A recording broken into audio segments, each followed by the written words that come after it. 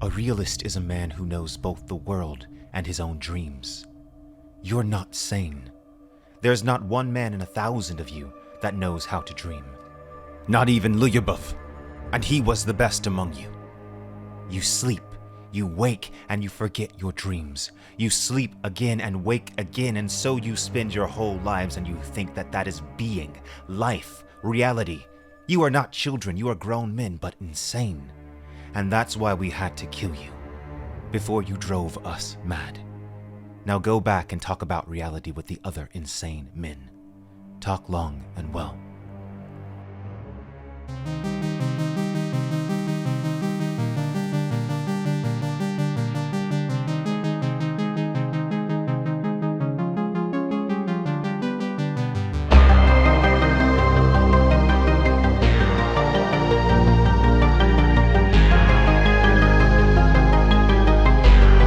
Hi guys, it's Quinn here. On this channel, I only talk about books that I like. Quinn's Ideas has never done a paid sponsorship. If you appreciate my content, consider hitting the like button and subscribing. Thanks so much, guys.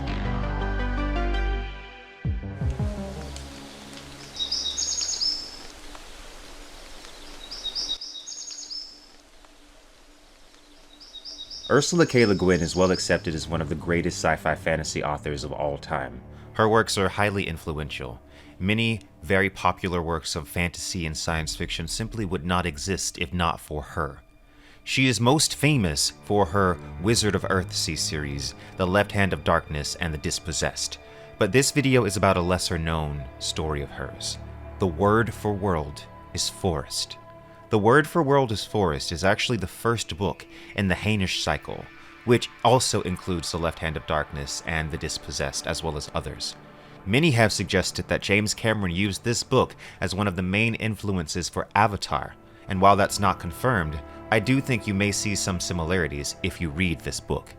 This book, in my opinion, is one of her most searing works. It was written in 1972 against the backdrop of the Vietnam War.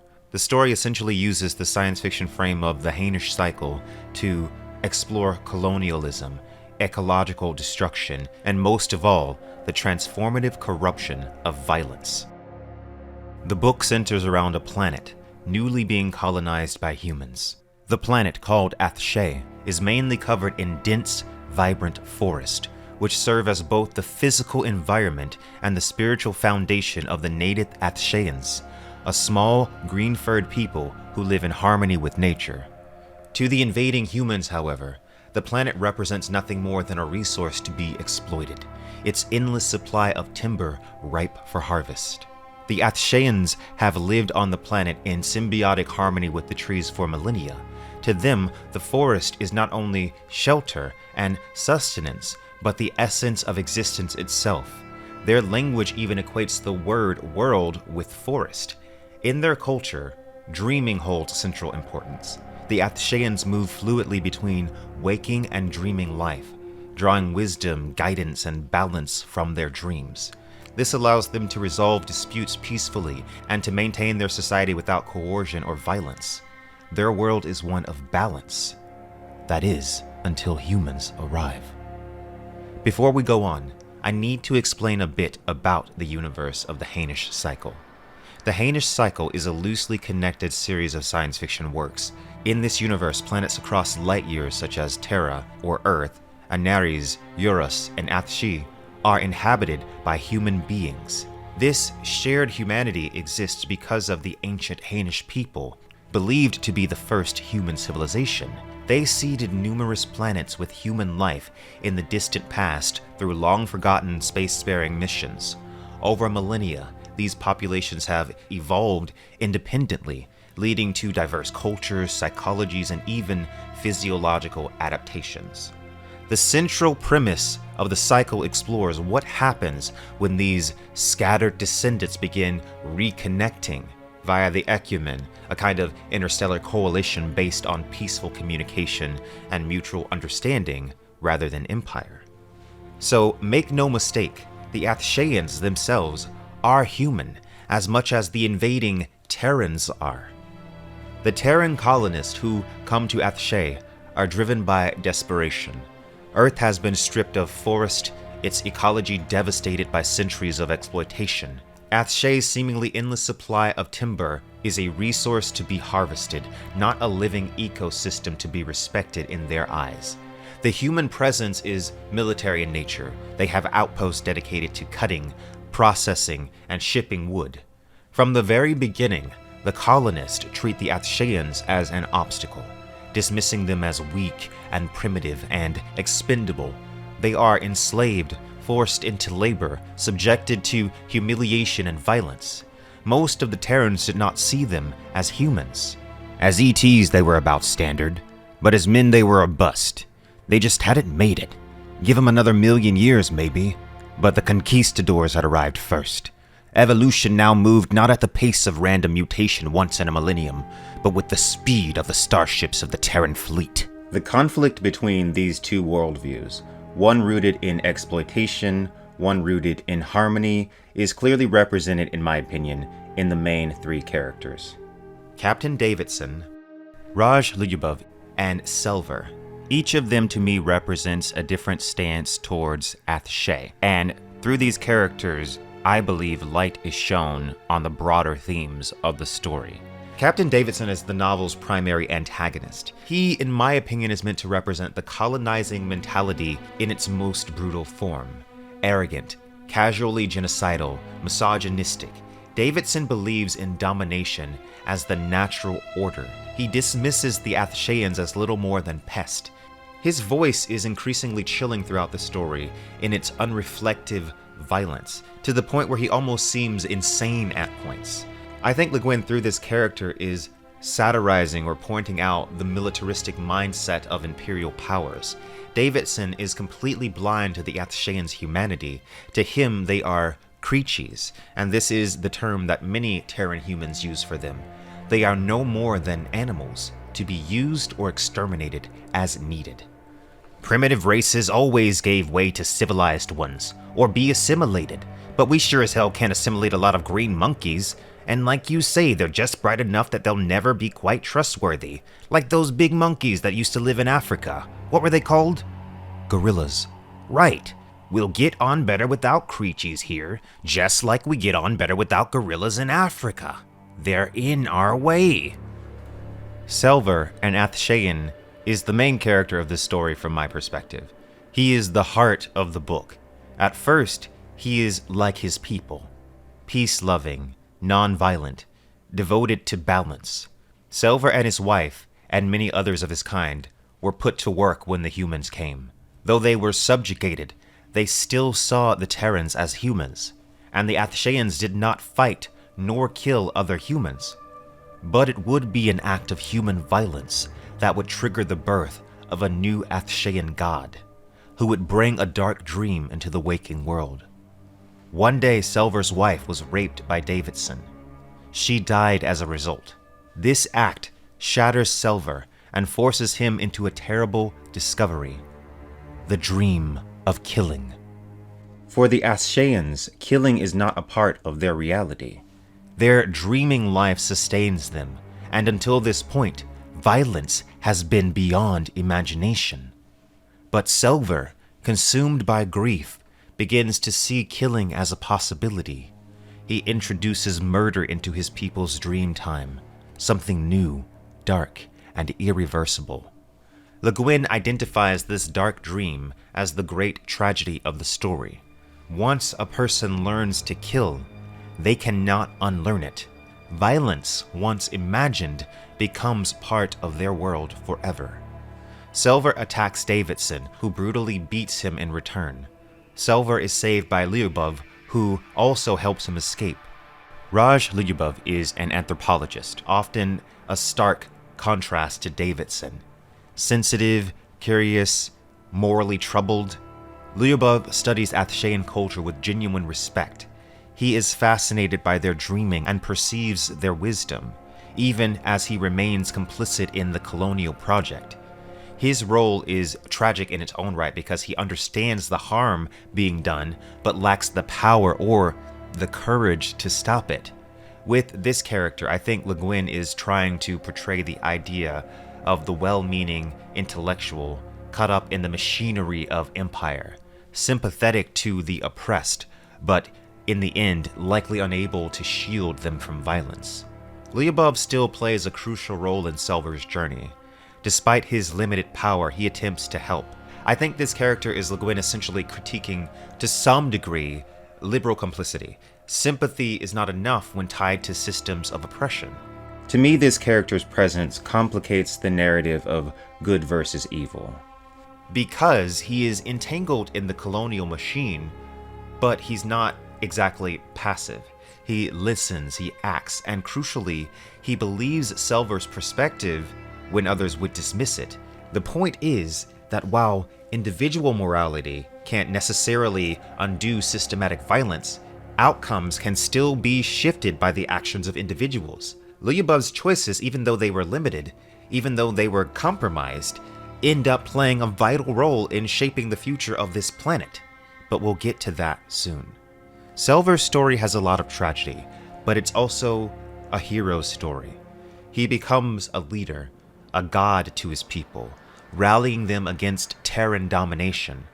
To the Athsheans, a god is a person that brings about a new way of doing things, that changes them forever. Selver brought the dream of killing into the waking world, and therefore was a god. The Athsheans rise up, striking back at the colonists and burning their settlements. The resistance succeeds because the Athshean people greatly outnumbered the Terran humans. There were millions of them, and only a few thousand colonists. But of course, this success comes at an ultimate price. By teaching the people to kill, Selver has fundamentally altered them. Athshe will never again be the same peaceful, dreaming world that it once was. "Sometimes a god comes," Selver said. "He brings a new way to do a thing, or a new thing to be done, a new kind of singing, or a new kind of death. He brings this across the bridge between the dream time and the world time. When he has done this, it is done. You cannot take things that exist in the world and try to drive them back into the dream, to hold them inside the dream with walls and pretenses. That is insanity. What is, is. There is no use pretending now that we do not know how to kill one another." Davidson fully embodies the colonizer's blindness. Even after being defeated by the Athsheans, he cannot comprehend the depth of what has changed. To him, the Athsheans' violence is an outrage, a betrayal of their supposed weakness in his eyes. He does not have the ability to recognize that it was his own brutality that planted the seed of resistance and the seed of violence to begin with. In Davidson's mind, domination is natural, it is inevitable, and he is unrepentant in this belief. They had fire throwers and machine guns. The 16 little hoppers had machine guns and were useful for dropping fire jelly cans from. The 5 big hoppers had full armament. But they wouldn't need the big stuff. Just take up a hopper over one of the deforested areas and catch a mess of creatures there, with their damned bows and arrows, and start dropping fire jelly cans and watch them run around and burn. It would be all right. It made his belly churn a little to imagine it. Just like when he thought about making a woman, or whenever he remembered about when that Sam creature had attacked him, and he had smashed in his whole face with 4 blows, one right after the other. Despite receiving clear orders to stop his violent campaigns against the Athsheans, Davidson continues to act on his own, driven by a toxic mix of speciesism, entitlement, and militaristic fervor. His refusal to follow command ultimately isolates him even from his own fellow Terrans, as the central authority withdraws and abandons the outpost. This abandonment leaves Davidson vulnerable, and the Athsheans, no longer pacifist after being brutalized, strike back, strategically destroying the camp he once ruled over. However, rather than executing him, they choose a different form of punishment: banishment. Davidson is exiled to Dump Island, a wasteland filled with the refuse of the human presence on Athshe. Davidson is cast out not only by his own people, but the Athsheans as well. I think his exile to Dump Island is literal and also symbolic. Davidson once saw himself as the bringer of order and dominance. And he ends up in the very heap of trash of the colonial project he championed. Le Guin doesn't allow him martyrdom in this story, or the clarity of death. Instead, he's just left alone with his rage and his delusions, and he is unable to comprehend the world that has moved on without him. I think the Athsheans chose to let him live because their relationship with violence is not set in stone. Yes, killing has been introduced. That doesn't mean it has to have the same meaning in their culture as it does in Terran culture. They've learned it, they've used it, and now they're choosing to withdraw from it again. All the killing is done now, and the cutting of trees. There aren't trees to cut on Red Lip. That's the place you call Dump Island. Your people left no trees there, so you can't make a boat and sail from it. Nothing much grows there anymore, so we shall have to bring you food and wood to burn. There's nothing to kill on Red Lip. No trees, no people. There were trees and people, but now there are only the dreams of them. It seems to me a fitting place for you to live, since you must live. You might learn how to dream there, but more likely you will follow your madness through to its proper end at last. Kill me now and quit your damned gloating. Kill you, Selver said. His eyes looking up at Davidson seemed to shine, very clear and terrible in the twilight of the forest. I can't kill you, Davidson. You're a god. You must do it yourself. He turned and walked away, light and quick, vanishing among the gray trees within a few steps. A noose slipped over Davidson's head and tightened a little on his throat. Small spears approached his back and sides. They did not try to hurt him. He could run away, make a break for it. They didn't dare kill him. The blades were polished, leaf-shaped, sharp as razors. The noose tugged gently at his neck. He followed where they led him. It turns out that the reason the subjugation of the Athsheans was allowed to go on was because the Terrans on Athshe had concealed crucial information about the nature of the world and the Athsheans, censoring scientists like Liubov. When the Athsheans attacked initially, the Shackleton starship was in orbit around the planet. Liubov, who tragically died in the Athshean attack on Central, had essentially begged the visiting envoys from the League of Worlds to intervene before it was too late. He knew what Davidson was capable of, knew the violence simmering beneath the surface of the colony, and he feared what would happen if Earth's settlers were left unchecked. You must tell the League to do something, to save the forest people, he said almost inaudibly, his throat constricted. You must, please, you must. The Hainish man met his eyes. His gaze was reserved, kindly, and deep as a well. He said nothing. In the end, it was that desperate appeal, backed by the mounting evidence of Terran abuse, that tipped the scales. His voice, which was dismissed by his own people, was finally heard by outsiders. He obviously couldn't stop the violence, but his actions played a crucial role in preventing the complete annihilation of the Athshean people and their forest. In the end, the Hainish return to Athshe. They tell Selver that they will be taking all of the Terrans away with them, ending the colonization of the planet. A second ship has been brought to carry the remaining Terrans off the world, and the commander assures Selver that Athshe has been placed under a League ban, meaning it will never again be used as a colony. The forest will be left alone. Selver listens carefully, confirming what he's already heard days earlier, but he also points out the strange suddenness of Terran decisions, how entire worlds shift at the command of distant authorities. In response, the commander draws a parallel. When Selver spoke, all the Athsheans acted as one, and Selver simply replies, "At that time, I was a god."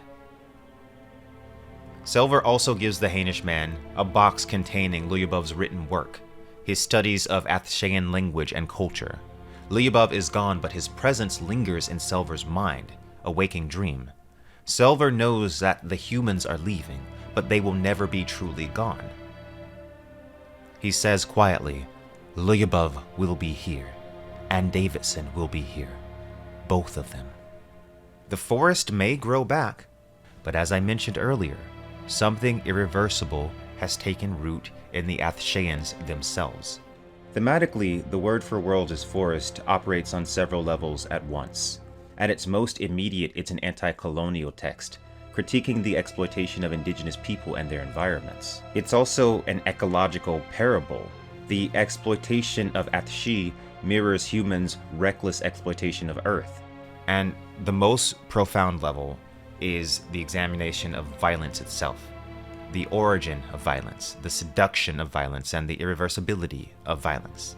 Throughout the Hainish Cycle, Le Guin explores the complexities of cultural contact, the responsibilities of power, the moral weight of choices. Here, she's emphasizing that violence is not merely an act, but kind of a contagion. Once it's unleashed, it affects both the oppressor and the oppressed. The humans brought the dark dream to Athshe, but it was Selver who gave it form. By the end, victory is hollow. The colonists are expelled, but Athshe is not left untouched. And the novel closes on this note, and it's quite haunting. The Athsheans have gained freedom but lost innocence. I think most people would agree that this novel is one of Le Guin's sharpest critiques of imperialism. The message of it is timeless.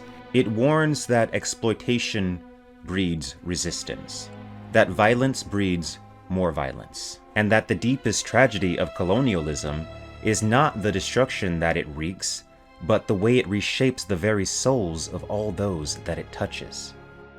Thanks so much for watching, guys. Make sure you like and subscribe for more sci-fi literature videos. In the future, I plan to cover other works in the Hainish Cycle, like Left Hand of Darkness and The Dispossessed. What are your favorites?